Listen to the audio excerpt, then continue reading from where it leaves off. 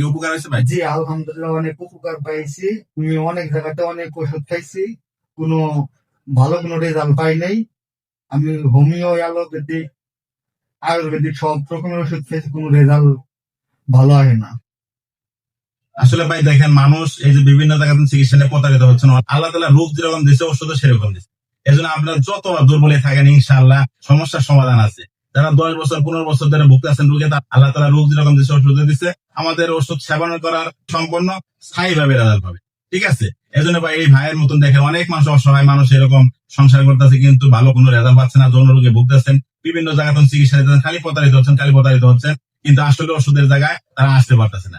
এজন্য অল্প সময়ের ভিতরে আপনি ভালো রেজাল্ট পাবেন, স্থায়ী ভাবে ট্রিটমেন্ট নিতে পারবেন। এজন্য আমার এরকম অনেক হাজার হাজার রোগী আমার সাক্ষাৎকার আছে। আপনি ওষুধ নিয়ে কি রকম উপকার পাইছেন?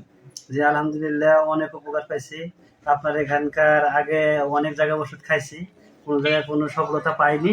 এখানে আপনার কাছে একবার খাইছিলাম, উপকার পাইছি।